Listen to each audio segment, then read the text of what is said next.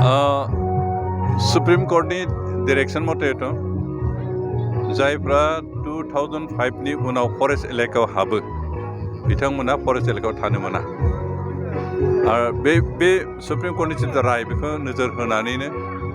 BTR ओनसोलनि गोबां reserve ओनसोलाव जिहेतु सोरबा 2014-15आवसो हाबदों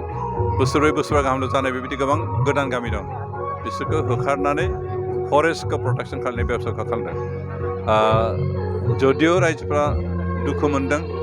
सोंखारिदों अब्लाबो बे जोंनि फरेस्ट ओनसोलखौ हाग्रामा ओनसोलखौ लाखिनानै जोंनि परिबेश इक'लजिकेल बेलेन्सखौ लाखिनायनि खोथा दं आरो बेबायदि हिसाबै जों फरेस्ट एलेकायाव जायफ्रा गोदानै हाबदों बिथांमोनखौ एभिक्सन खालामदों जायफ्रा 2004नि सिगां 2005नि सिगां हाबना दं बिथांमोनखौ एभिक्सन खालामनायनि बाथ्रा गैया खिन्थु बिनि उनाव हाबनाय दा बेयावल' नङा गुबुन गुबुन ओनसोलावबो जायफ्रा मैया दाखालिसो फरेस्ट एलेका हाबदों बर'आनो जा हारसायानो जा आदिबासियानो जा गासैखौबो जों क्लियार खालामगोन आरो बे सरकारनि स्टेन्ड बेवहाय सोरबा सोंखारिबाबो जों बेखौ गनायना लाया